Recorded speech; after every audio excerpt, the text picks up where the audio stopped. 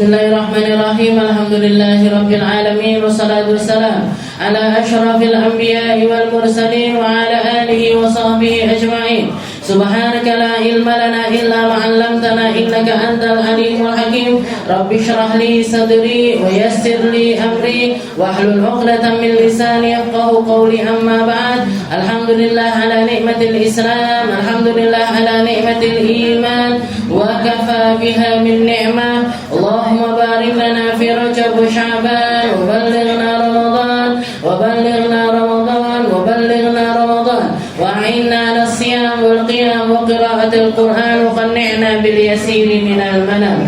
Alhamdulillah, segala puji bagi Allah Subhanahu wa ta'ala yang memberi kita nikmat Islam, iman, memberi kita nikmat sehat sempat, memberi kita berbagai macam kenikmatan, termasuk kenikmatan untuk kita masuk di dalam salah satu bulan mulia, yaitu bulan Rajab Al-Akram, Rajab yang dimuliakan oleh Allah Subhanahu wa ta'ala, yang mendapat julukan Syahrullah, bulannya Allah Subhanahu wa ta'ala, bulan di mana menjadi salah satu gerbang kita untuk mempersiapkan diri di dalam memasuki bulan suci Ramadan, bulan yang mendapatkan keberkahan yang luar biasa dari Allah Subhanahu wa ta'ala. Maka puasa di dalamnya sangat dianjurkan, ibadah-ibadah perlu untuk ditambahkan, zikir-zikir serta perkara-perkara yang akan menjadi bekal kita untuk menghadap Allah Subhanahu wa ta'ala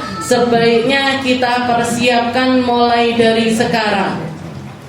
Oleh karena itu Nabi kita Nabi Muhammad SAW minta sama Allah Ta'ala kalau masuk bulan Rajab, Allahumma barik lana fi Rajab wa Sya'ban wa ballighna Ramadan. Ya Allah, berkahi Rajab kami, berkahi Sya'ban kami, dan sampaikan kami untuk masuk ke dalam bulan suci Ramadan. Dan salah satu peristiwa yang paling mulia yang terjadi di bulan Rajab adalah kejadian Isra Mi'rajnya Nabi kita Nabi Muhammad SAW.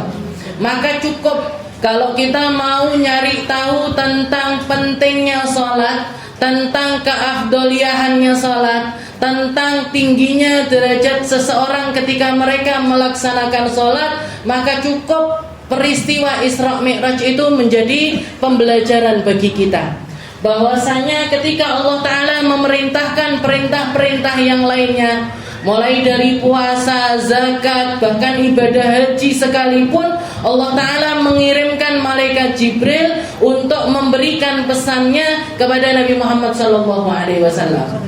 Tapi khusus untuk perintah sholat atau ibadah sholat, Allah Ta'ala mengundang langsung Nabi Muhammad SAW dijemput oleh malaikat terbaiknya, dinaikkan ke atas kendaraan paling baik di dalam surganya yang kita kenal dengan nama Buraq, yang kita kenal dengan sebuah kendaraan semacam kuda tapi memiliki sayap. Dinaikkan Nabi Muhammad ke atasnya setelah sebelumnya itu dibelah dulu dadanya.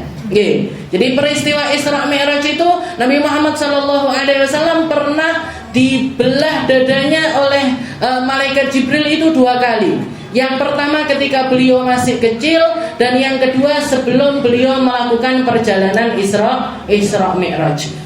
Jadi cukup kalau kita mau tahu tentang keafdoliahannya sholat dan pentingnya seorang hamba beriman itu untuk melakukan sholat agar selalu terhubung kepada Allah Ta'ala, bahwasanya Nabi Muhammad untuk diperintahkan sholat, beliau diundang sama Allah Ta'ala naik sampai ke atas Sidratul Muntaha, naik ke langit yang paling tinggi, yang tidak ada satu makhluk pun diizinkan sama Allah Ta'ala untuk nyampe ke tempat tersebut. Bahkan malaikat Jibril sekalipun, bahkan malaikat-malaikat yang lainnya, Allah Ta'ala tidak pernah mengizinkan siapapun untuk nyampe ke derajat tersebut.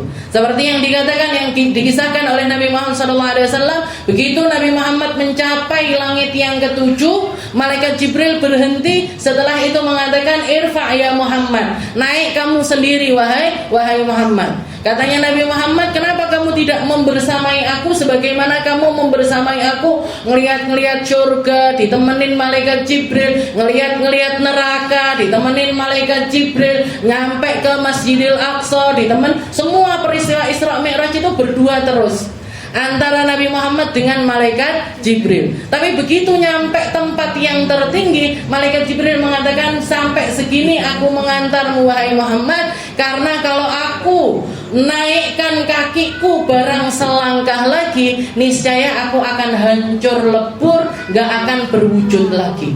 Gini. Cuman Nabi Muhammad yang nyampe derajat tersebut, Bu. Gini. Jadi untuk apa? Untuk memberikan hadiah terbesar bagi umat berupa peribadatan murni dengan segala macam bentuk ibadahnya sebagai penyambung antara hamba dengan Tuhannya. Gini. Makanya gak ada satupun ulama yang mengatakan, istilahnya ijma'nya ulama, tidak ada satu perkara-perkara syariat yang orang yang meninggalkannya atau pelaku yang tidak melaksanakannya ini langsung dihukumi kufur, langsung dihukumi kafir, langsung dihukumi keluar dari agama Islam selain sholat. Kalau orang meninggalkan zakat masih dianggap orang Islam. Kalau orang meninggalkan haji ketika dia sudah mampu masih dianggap sebagai orang Islam. Orang yang meninggalkan puasa Ramadan masih dianggap sebagai orang Islam. Tapi seorang muslim kok dia nggak melaksanakan sholat, meninggalkan sholat barang cuma satu kali waktu sholat, maka langsung keluar dari agama Islam. Jadi ketemu waktu duhur kok nggak sholat duhur, Bu, kafir. Nggak datang waktu asar kok nggak sholat asar, kafir orang ini. Atau keluar dari agama Islam. Jadi para ulama sepakat tentang, apalagi ketika dia ini meninggalkan sholat jahdan karena nggak menganggap sholat itu wajib hukumnya. Alah sholat itu hukumnya sunnah kok, nggak sampai wajib. Atau halah sholat subuh itu kan sunnah gak wajib. Nah ini orang yang punya anggapan semacam ini langsung keluar dari agama Islam. Kalau mati gak boleh kalau mati gak perlu disolati, gak perlu dikafani, gak perlu dimandikan, dan gak boleh dikuburkan di pemakaman khusus orang muslim.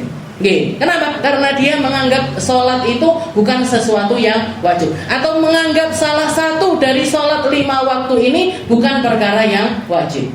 Tapi kalau mereka-mereka yang meninggalkannya kaslan, karena males-malesan, nyapa kok nggak sholat? Males aku. Kenapa nggak sholat? Aras-arasen aku. Jadi kalau meninggalkannya karena kaslan, ditunggu sampai menjelang akhir dari waktu sholat tersebut, kok sampai masuk waktu yang kedua dia belum sholat, dipenggal kepalanya. Ini di zaman Rasulullah SAW atau para khulafaur rasyidin. Jenengan boten pareng. Tonggoku nggak sholat, ustazah tak bawa pareng. Itu bapak yang parkir di sana nggak sholat, jojok aja lah, wetenge dijojok aja, pakai pisau, nggak boleh. Yang berhak untuk melakukan hudud semacam ini atau batasan-batasan semacam ini hanya para waliul amr, hanya para pemerintah setempat. Jadi kalau misalkan presiden kita ngasih mandat yang semacam itu, orang yang nggak sholat barang cuman sekali, ketok air sirai. Presidennya nyuruh sebanyak semacam itu, maka baru boleh dilaksanakan. Tapi kalau nggak boleh. Jadi semua bentuk batasan-batasan itu yang berhak melakukan hukuman-hukuman yang semacam itu hanya para waliul amr. Jadi sholat, jadi sholat rugi, Bu. Kita itu kalau nggak sholat itu rugi. Dan ketika kita nggak mempelajari betul tentang perkara sholat, ada banyak kerugian yang akan terjadi di dalam kehidupan kita. Sholat itu sampai mati. Apapun keadaan kita, bagaimanapun keadaan kehidupan kita, lagi sakit kah, lagi sehat kah, lagi perjalanan kah, lagi nggak perjalanan kah, lagi liburan kah, lagi nggak liburan, panggah kudu sholat. Akhir tahun Ustazah dolan-dolan, mosok panggah sholat. Ya sholat.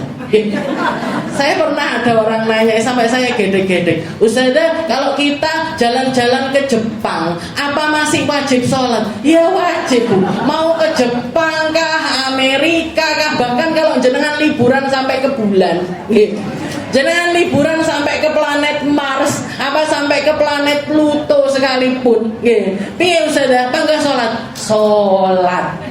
Terus waktunya, jamnya gimana? Pakai jam sesuai dengan tempat jenengan naik.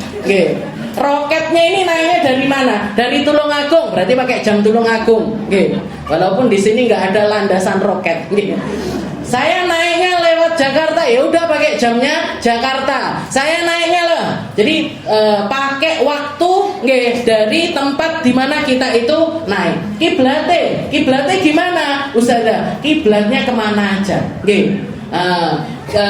Ainama tuwallu fathamma wajhullah. Katanya Allah Ta'ala, kamu itu sebenarnya madep mana aja tetap bisa ngadep Allah Ta'ala. Kalau ditarik garis tetap bisa nyampe ke Ka'bahnya Allah Ta'ala sebagai simbol kiblatnya manusia di dalam perkara sholat mereka. Jadi di bumi manapun, jangan yang jero laut sekalipun lagi menyelam, saya lagi naik kapal selam di bawah laut, sholat apa enggak? Enggak sholat Bu. Jadikan duyung misalkan, ini enggak butuh sholat. Apapun bentuknya kita lagi ngapain pun, lagi seperti apapun tetap wajib untuk melaksanakan sholat. Ada harimau? Bismillahirrahmanirrahim. Kita lanjutkan pembahasan kita di dalam kitab Syarah Hadis Jibril ila an qala al-muallif rahimahullahu taala wa nafa'ana bi ulumi fid dharain amin wa mata'ana Allah bi tuli hayati fid dharain amin. Karena pengarangnya masih hidup, yaitu Habib Zain bin Ibrahim bin Smith, kita tambahi doanya. Kalau biasanya saya baca kitab-kitab yang lain yang pengarangnya sudah meninggal itu rahimahullahu ta'ala, semoga Allah ta'ala merahmati beliau. Maka kalau masih hidup kita tambahi mata'anallahu bituli hayati. Semoga kita masih diberi kenikmatan untuk bisa ngambil faedah dari para ulama-ulama yang masih hidup, dan semoga beliau dipanjangkan umurnya. Sallallahu ta'ala.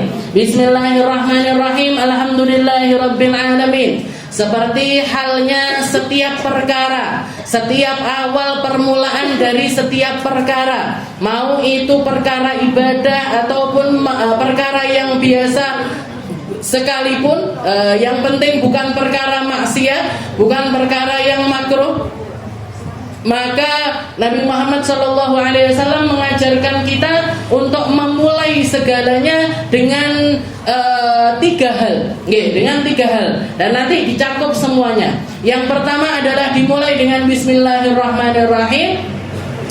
Yang kedua dimulai dengan Alhamdulillahirabbil alamin. Nabi Muhammad mengatakan sama seperti bismillah, kullu amrin dzibal la yubda'u fihi bihamdillah fahuwa aqta. Barang siapa yang memulai setiap perkara yang memiliki maksud kok tidak dimulai dengan alhamdulillah, maka perkara tersebut juga qalilul barakah, sedikit berkahnya, atau menjadi sesuatu yang cacat. Yang ketiga, permulaan dari segala sesuatu sebaiknya kita tambahi dengan salawat kepada Nabi Muhammad SAW. Terutama hal-hal yang memang dicontohkan Nabi untuk memulai dengan perkara tersebut. Nabi Muhammad kalau mulai ceramahnya bismillah, hamdalah, salawat. Beliau mau nulis surat nulis surat ataupun bikin pesan-pesan sesuatu, maka dimulai dengan bismillah, setelah itu alhamdulillah, setelah itu sholawat.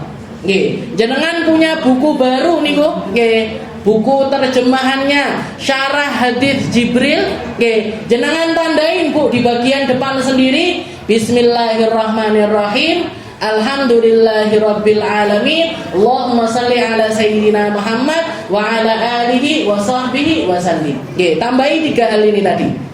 Jenengan tulis dhewe. Saged napa mboten nulis. Jadi bismillah, alhamdulillah, habis itu sholawat. Pakai bahasa Arab Bu. Kok bismillah bahasa Indonesia. Tetap enggak sama. Bismillah bahasa Arab dengan bismillah pakai bahasa Indonesia. Bismillah, alhamdulillah, habis itu sholawat. Dikatakan barang siapa yang punya kitab, setelah itu dituliskan 3 perkara ini, 3 perkara ini di dalam buku kita, maka selama tulisan itu ada di dalam buku tersebut, selama itu juga para malaikat mendoakan kita untuk selalu mendapatkan kebaikan dunia dan akhirat. Jadi dimulai dengan 3 hal ini tadi. Bismillah, alhamdulillah, habis itu sholawat. Sayyidina Umar bin Abdul Aziz, salah satu khalifah yang dianggap sebagai kekhalifahannya atau dipanggil Amirul Mukminin setelah zamannya Sayyidina Ali bin Abi Thalib. Jadi padahal antara Sayyidina Umar bin Abdul Aziz dengan Sayyidina Ali ini ada banyak khalifah-khalifah yang lainnya, ada banyak pemimpin-pemimpin yang lainnya, tapi tidak satu pun di antara mereka yang dipanggil Amirul Mukminin, pemimpinnya orang beriman. Orang yang pertama kali dipanggil Amirul Mukminin itu Sayyidina Umar bin Khattab. Kalau Sayyidina Abu Bakar dipanggilnya apa? Dipanggilnya Khalifatu Rasulillah, penggantinya Nabi Muhammad sallallahu alaihi wasallam.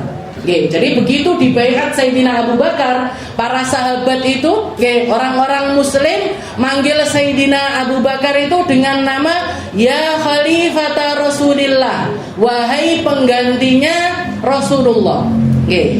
Setelah wafatnya Sayyidina Abu Bakar, 3 tahun setelah wafatnya Nabi Muhammad, khalifahnya itu diganti Sayyidina Abu Bakar. Sayyidina Abu Bakar meninggal setelah 3 tahun kepemimpinan. Maka para sahabat mau manggil Sayyidina Umar ini, setelah dibaiat dipanggil Ya Khalifatu Rasulillah, wahai pengganti dari penggantinya Rasulullah. Katanya para sahabat, kok malih dawa? Ya Khalifata Rasulillah, wahai pengganti dari penggantinya Nabi. Nah, ini nanti kalau yang ketiga malah Ya Khalifata Rasulillah. Nanti yang Ya Khalifata Rasulillah. Malah dawa.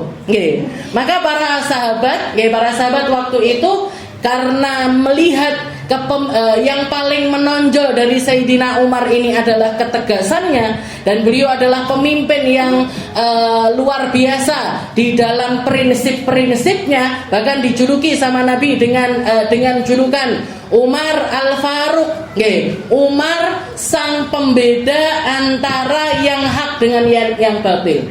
Kalau nggak ada yang samar bagi Sayyidina Umar, yang benar dibilang benar, yang salah dibilang salah. Bahkan dikatakan Sayyidina Umar itu pernah menghukum cambuk putra kandungnya sendiri ketika putranya ini melakukan sebuah kesalahan besar, yaitu berzina. Jadi putranya Sayyidina Umar ini ada yang pernah melakukan zina, walaupun melakukannya dalam keadaan gak sadar, dalam keadaan dicekoi homer sama teman-temannya yang gak bener. Akhirnya mabuk, ketika jalan sempoyongan ngelihat di pinggir jalan ada perempuan cantik, perempuan Yahudi, bukan orang Muslim. Maka namanya orang peler, yang namanya orang mabuk. Maka perempuan istilahnya diparani perempuan itu, akhirnya terjadilah hal yang tidak diinginkan, yaitu berzina. Dan dari perzinahan itu ternyata si perempuan ini hamil. Perempuan tersebut hamil. Maka dikatakan di zaman kekhalifahannya Sayyidina Umar, perempuan itu setelah melahirkan mendatangi Sayyidina Umar ketika Sayyidina Umar lagi sama para sahabat banyak di masjidnya Nabi. Perempuan tersebut mengatakan, "Ya Amirul Mukminin, wahai pemimpinnya orang iman, ini cucumu." Kaget Sayyidina Umar. "Cucuku dari mana?" "Ini cucumu dari putramu yang bernama Fulan bin Fulan." Dari salah satu putramu. Karena Sayyidina Umar punya anak banyak. Jadi dikatakan ini adalah cucumu. Maka dipanggil. Jadi dipanggil sama putranya tersebut, dipanggil, didudukkan, dicari runtutannya, ternyata memang benar pernah terjadi hal tersebut, buktinya ini itu dan lain sebagainya. Maka saat itu juga anaknya lagi makan, sama Sayyidina Umar suruh ngabisin makanannya, dan beliau mengatakan, "Wahai putraku, makan, habiskan makananmu, habiskan minumanmu, karena sepertinya ini adalah makanan dan minuman terakhir bagi kamu." Sepertinya ini makanan dan minuman terakhir bagimu. Setelah itu dibawa di depan halaman masjidnya Nabi, disaksikan sama orang beriman semuanya, dilepaskan bajunya. Sayyidina Umar sendiri yang melepaskan bajunya, dan dipanggil al-gojo yang bagian nyambuk orang. Jadi istilahnya nggak diringankan sama sekali, nggak dikasih keringanan barang sedikit pun. Putranya sempat minta, "Wahai ayahku, aku ini anakmu. Kenapa nggak kamu lakukan eksekusi ini di saat yang di waktu yang tertutup? Atau nggak di depan orang-orang banyak, biar aku itu nggak malu-malu banget." Katanya Sayyidina Umar, "Hakadha yaf'alun Nabi." Seperti ini Rasulullah mencontohkan, maka aku akan melakukan seperti contohnya Nabi. Ketika mau dilucuti pakaiannya, nggak usah dilepas bajuku. Katanya Sayyidina Umar, semua orang yang dihukum cambuk dilepaskan bajunya, maka kamu, termasuk kamu, maka harus aku lepaskan juga. Dilepaskan bajunya, dipukul 10 kali. Ceritanya panjang, Bu, dan sangat-sangat dramatis sekali. Sampai dikatakan di saat pukulan itu sudah yang ke-50 atau yang ke-60, anak ini kehausan. Kasih saya kesempatan untuk minum air. Kasih saya kesempatan untuk minum. Katanya Sayyidina Umar, kalau Allah Ta'ala ketika mendengar permintaan para ahli neraka, ketika mereka meminta minum dari Allah Ta'ala, didatangkan minuman, maka aku akan memberi kamu minum. Tapi ternyata di dalam Al-Quran Allah Ta'ala ketika menghukum orang-orang yang ada di dalam neraka, mereka kehausan minta air, tidak didatangkan air sama Allah Ta'ala. Didatangkannya timah panas, yang didatangkan adalah kotoran-kotoran yang keluar dari farji-farjinya para pezina dan lain sebagainya. Maka saya nggak ngasih kamu makan minuman. Kalau setelah beberapa kali lagi, minta makan, saya lapar.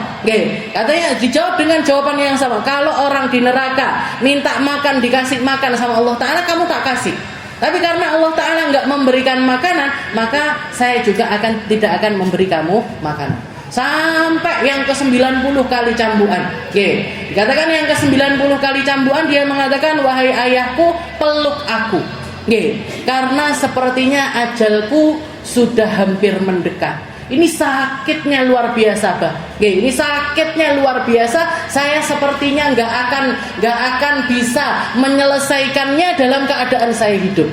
Maka Sayyidina Umar mengatakan, "Nanti nak, kalau memang setelah selesai ini kamu masih ada, akan aku peluk kamu sebagai putraku. Tapi sekarang kamu itu lagi dalam keadaan seorang narapidana. Maka aku nggak boleh memberikan kasih sayang barang sedikit pun." Sampai dikatakan pukulan yang ke-99, pukulan yang ke-100, meninggal anaknya.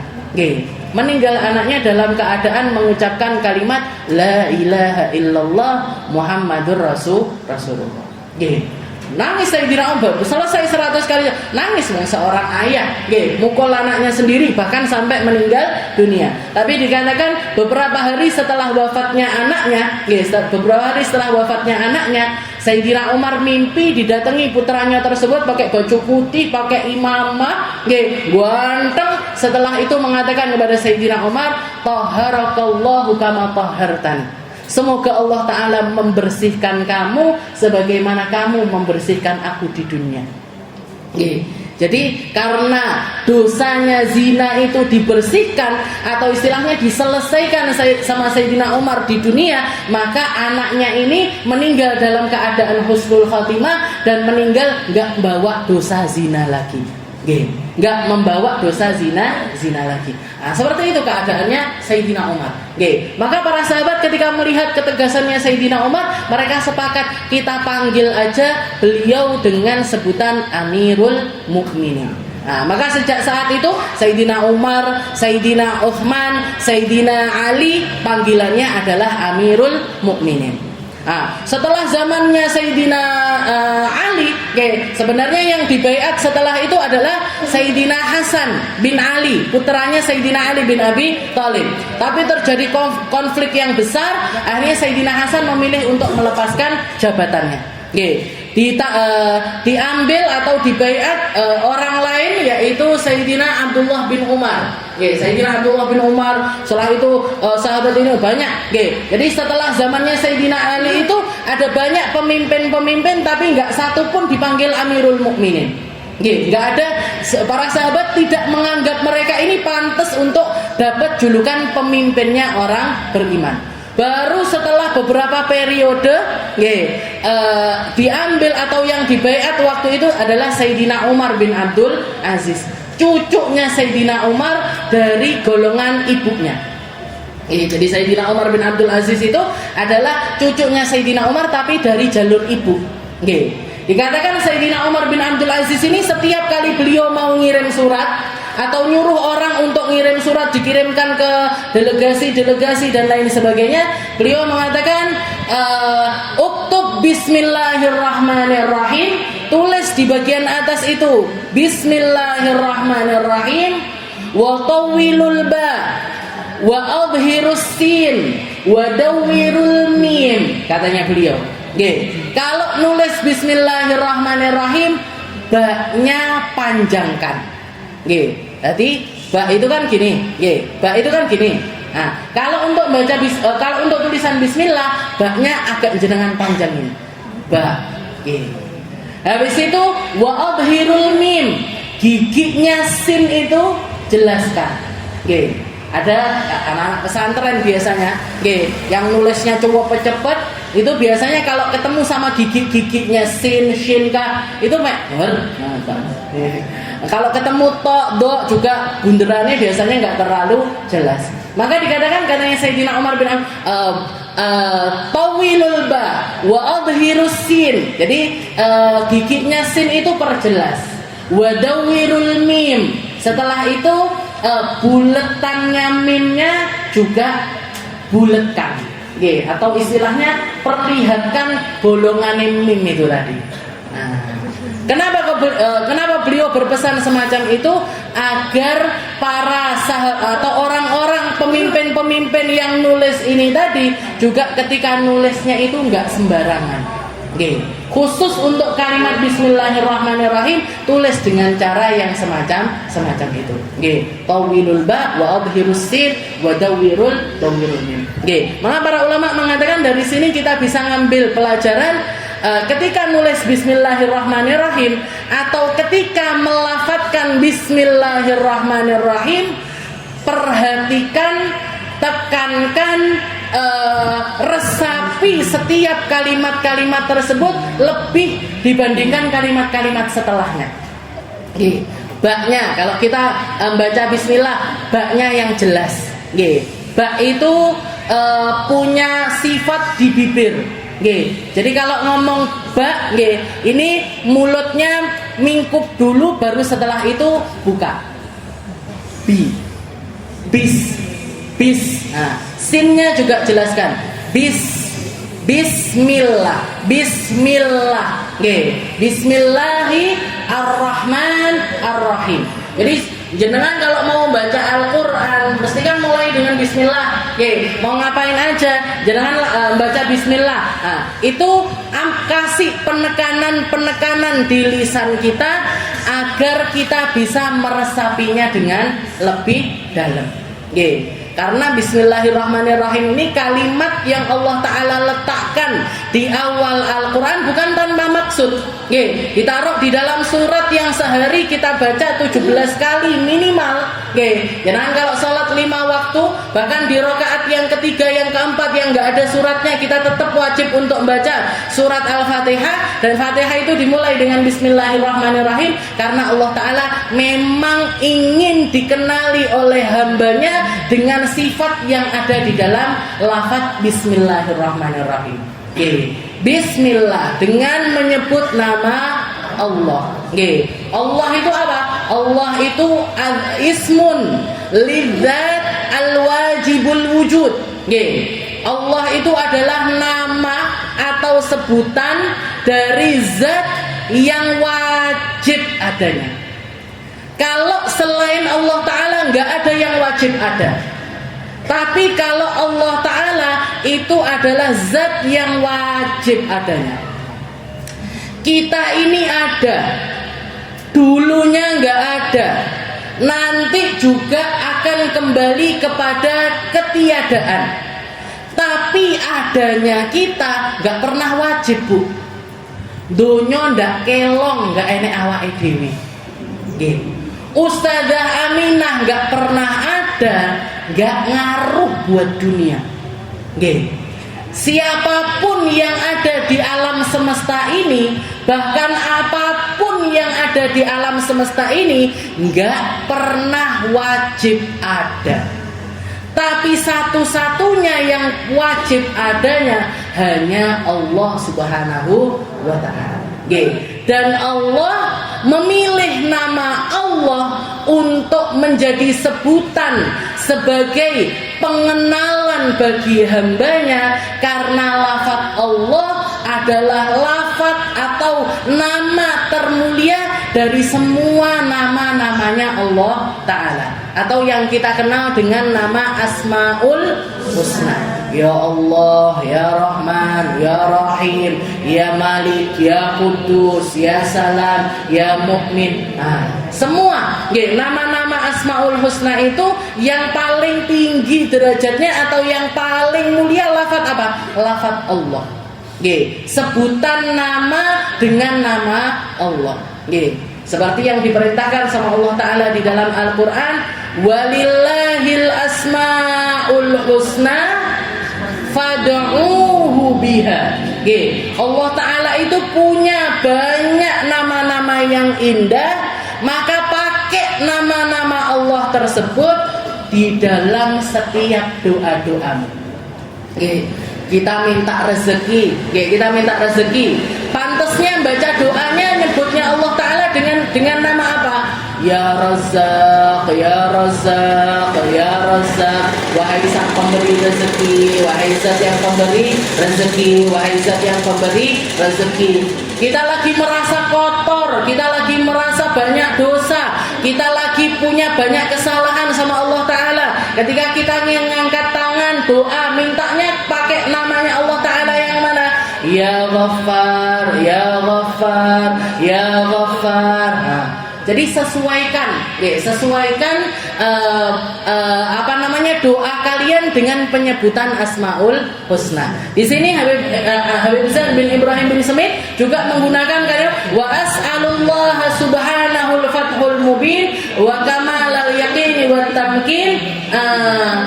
Jadi beliau nanti ketika beliau berdoa di awal pembukaan kitab ini, beliau menyebutkan apa yang beliau minta. Setelah itu menggunakan namanya Allah Ta'ala di dalam Asmaul Husna ini, yaitu Al-Malikul Haqqu Al-Mubin. Allah Ta'ala Al-Malik yang maha menguasai, Al-Haq yang maha benar, Al-Mubin yang maha menjelaskan. Kenapa? Ketika kita memahami ilmu-ilmunya Allah, ketika kita memahami ilmu-ilmu yang berkaitan dengan syariat, berkaitan dengan agama, yang pertama harus kita yakini adalah semua ilmu tersebut yang punya Allah. Dudu ustadai, bukan kitabnya, bukan pulpennya jenengan, bukan duduknya jenengan di depan atau di tengah atau di belakang, tapi yang punya ilmu itu Allah. Maka ketika kita nyari ilmu, carilah dari sang pemilik ilmu tersebut. Al-Haq, yang semua ilmunya Allah Ta'ala itu benar. Yang semua hal-hal yang Allah Ta'ala torehkan di dalam Al-Quran berupa firman-firmannya, ilmunya Allah di dalam para nabi-nabinya, di dalam para rasul-rasulnya, di dalam diri para ulama-ulama tersebut, yang semuanya itu adalah perkara yang benar. Maka kita nyari makanya beliau Asmaul Husnanya yang dipakai Al-Malik Al-Haq. Kita nyari ilmu, tapi nggak sebarang ilmu yang sebenar-benarnya ilmu. Serta Al-Mubin. Apa Al-Mubin? Yang maha menjelaskan. Allah Ta'ala itu jelas sekali di dalam Al-Quran, jelas sekali di dalam setiap ayat-ayat yang ada di dalam kehidupan kita, jelas sekali di dalam titipan-titipan, tanda-tanda bagi orang-orang yang mau berpikir. Bagi orang-orang yang mau berpikir. Makanya dikatakan ada salah satu ulama namanya Imam Fakhrur Razi. Imam Fakhrur Razi itu ketika beliau lagi jalan-jalan sama rombongannya, sama murid-muridnya, kayak biasanya orang tersohor itu kan pengawalannya ini kan ketat sekali. Jangan kalau ketemu sama mau ketemu sama Habib Umar ini kan istilahnya ajudannya ini kan lapis, lapis legit bisa. Jadi panjang sulit. Nah, itu haliahnya ulama dari zaman dulu sampai sekarang itu seperti itu, Bu. Jadi Imam Fakhrur Razi itu datang sama rombongannya, sama murid-muridnya. Ketika beliau itu berjalan, ketika berjalan sama rombongannya, di tengah jalan ini biasa, ada emak-emak yang jalannya sudah lemah, melakukan yang tengah-tengah. Emak-emak ini kan penguasa jalan, sen kanan belok kiri biasa, sen kiri belok kanan tidak apa-apa. Pokoknya saya kalau ngelihat di tengah-tengah itu kok ada emak-emak jalannya naik motor tapi jalannya di tengah-tengah, wisi emak-emak banget ini. Numpak motor haluannya nggak karu-karu, biasanya wedok itu sing nyopir. Nah ini memang haliannya emak-emak itu punya keadaan tersendiri di dalam kehidupannya. Nggak bisa dipaitu, Bu. Saya pun juga kayaknya nanti bakalan kayak gitu. Nah ini kayak biasanya emak-emak, ibu-ibu sepuh sekali jalan di tengah jalan. Katanya murid-muridnya Imam Fakhrur Razi, beliau mengatakan, ya ajuz, wahai ibu tua, tanahi,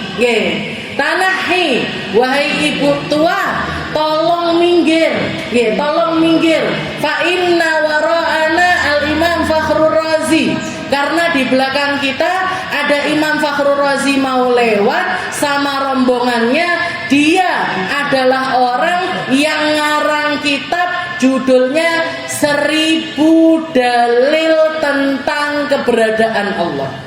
Jadi salah satu karangannya Imam Fakhrur Razi itu adalah kitab judulnya 1000 dalil tentang keberadaan Allah. Maka si emak-emak ini tadi nengong ini tak, Bu? Apa judul kitabnya?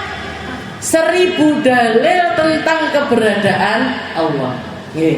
Dengan polosnya emak-emak, dengan spontanitasnya ala ibu-ibu tua pada umumnya, makanya saya itu nggak pernah protes jenengan itu kayak gimana pun saya nggak pernah protes, Bu.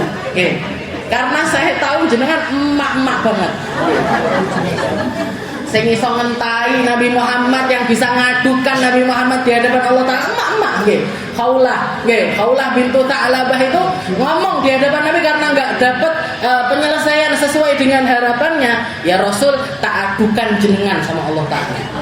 Nabi Muhammad aja diadukan sama Khaulah. Nah ini si emak-emak, si ibu ini tadi juga ngomong itu, nengok sambil bilang, apa? Kitabnya apa? 1000 dalil tentang keberadaannya Allah Ta'ala. Katanya si ibu ini, apa kita butuh dalil untuk nyari tahu tentang keberadaan Allah? Bukankah seluruh alam semesta ini bukti keberadaan Allah? Bukankah langit yang gak ada tiangnya ini bukti penciptaannya Allah? Bukankah hamparan bumi yang begini terhampar adalah bukti ada pencipta di balik itu semuanya? Kamu untuk percaya sama Allah Ta'ala butuh dalil. Kok sampai dituliskan kitab 1000 dalil tentang keberadaan Allah? Oke. Maka dikatakan ucapannya si emak ini tadi nyampe ke telinganya Imam Fakhrul Razi. Imam Fakhrul Razi langsung ngangkat tangannya minta sama Allah Ta'ala, Allahumma atina imanan ka imanil ajais. Ya Allah, kasih kami keimanan seperti imannya nenek-nenek tua ini tadi. Dia jauh lebih dalam imannya dibandingkan orang-orang macam kita yang katanya pinter, katanya intelek, katanya ngaji kitab, segala macam kitab, tapi ndak yakin karo Gusti Allah. Nggih. Rezeki ya Allah kok panggaran serat ae. Ndak yakin karo Gusti Allah. Nggih. Gak yakin kerja banting pulang pagi siang sore malam nggih kok bojone teko dicelatu dipetututi nggih apa mesak meneh niki rezeki Bu nggih ini rezeki nggih. Jadi Imam Fakhrul Razi langsung angkat tangannya minta sama Allah, Allahumma atina imanan ka imanil ajais nggih. Ya Allah, kasih kami keimanan seperti imannya ala nenek-nenek tua seperti itu. Imannya simpel, nggih. Imannya simpel tapi dalam, nggih. Jadi dimulai dengan Bismillahirrahmanirrahim, nggih. Ar-Rahman apa? Ar-Rahman Al-Mun'im bijalailin ni'am, nggih. Jadi namanya Allah Ta'ala Ar-Rahman itu adalah sang pemberi nikmat dengan nikmat-nikmat yang besar, nggih. Yang ngasih kita nikmat besar-besar itu Allah Ta'ala. Bahkan sebagian ulama mengatakan bukan cuma itu, Ar-Rahman itu adalah sang pemberi kenikmatan versi akhirat. Kalau Rahim itu sang pemberi kenikmatan versi dunia. Kenapa? Karena semua kenikmatan di dunia bagi Allah Ta'ala itu adalah kenikmatan kecil. Oke, jenengan dijadikan, dikasih mata, dikasih hidung, dikasih telinga, dikasih indera, segala macam panca indera dan lain sebagainya, itu semuanya bagi Allah Ta'ala adalah perkara-perkara kecil. Yang nikmat-nikmat besar itu di mana? Nikmat besar nanti di akhirat. Ketika kita selamat di mahsyar, ketika kita selamat di timbangan amal, ketika kita selamat ngambil buku pakai tangan kanan, ketika kita selamat melewati jembatan Sirat masuk ke dalam surganya Allah Ta'ala, di situ sang pemberi nikmatnya adalah zat yang kita kenal dengan nama Ar-Rahman. Makanya dikatakan Ar-Rahman itu namanya Allah Ta'ala yang gak akan bisa disematkan bagi makhluk manapun. Kalau sifat-sifat Allah Ta'ala yang lainnya, itu beberapa makhluk-makhluk itu bisa ikut andil di dalamnya. Jadi ada nama-nama Allah Ta'ala semacam Ar-Rahman, Ar-Razzaq, Ar-Razzaq, itu gak bisa disematkan buat manusia, itu gak bisa. Jangan punya anak, jangan dikasih nama Rahman. Kalau Abdurrahman silahkan, tapi kalau Rahman tok gak bisa, Bu. Kenapa? Karena nama itu nggak akan pernah bisa disamai sifatnya dengan hamba tersebut. Bahkan Nabi Muhammad SAW. Makanya Allah Ta'ala ketika menyebut atau muji Nabi, laqad ja'akum rasulun min anfusikum azizun 'alaihi ma 'anittum harisun 'alaikum bil mu'minina raufun rahimun. Rauf, Rahim. Muhammad ini Rauf, apa? Banyak kebaikannya. Sebagaimana Allah Ta'ala banyak kebaikannya. Muhammad ini adalah salah satu makhluknya Allah Ta'ala yang kebaikannya juga sangat banyak. Setelah itu Allah Ta'ala juluki Nabi dengan kalimat Rahim, yang sayang banget sama umatnya. Rahim, kasih sayangnya besar sekali. Semuanya diberikan sama Nabi untuk umatnya. Nah ini sebagaimana Allah Ta'ala zat yang maha rahim, Nabi Muhammad adalah makhluk yang juga memiliki rahim di dalam dirinya. Tapi kalau Rahman nggak bisa. Ini Rahman ini cuma buat Allah Ta'ala. Allah juga nggak boleh. Jangan punya anak jenengi siapa jenenge Allah, nggak boleh. Enggak jeneng anaknya Allah. Cucu saya pengen cucu saya tak kasih nama apa? Allah, nggak boleh. Allah, Rahman, nggak boleh. Kalau mau pakai nama paling baik seperti yang dikatakan sama Nabi, sammu auladukum bismil hasan, kasih nama anak-anakmu dengan nama-nama yang baik. Wa khairul asma, paling baiknya nama adalah Abdullah wa Abdurrahman. Kalau mau ngasih nama anaknya yang lagi Abdullah atau Abdurrahman. Kalau perempuan apa? Kalau perempuan Amatullah atau Maryam. Nah itu sama, artinya sama kayak Abdullah sama Abdurrahman. Bismillahirrahmanirrahim. Dari Ar-Rahman itu Al-Mun'im bijalailin ni'am. Kalau Rahim Al-Mun'im bidaqaiqin ni'am. Jadi nikmat yang besar-besar itu dari Allah. Rahim, nikmat yang kecil-kecil itu juga semuanya dari Allah. Alhamdulillahirabbil alamin. Tapi kok sudah 45 menit. Enggak sido bahas alhamdulillah. Insyaallah minggu yang lalu kita lanjutkan pembahasan kita di dalam kalimat alhamdulillah. Wallahu a'lam bishawab.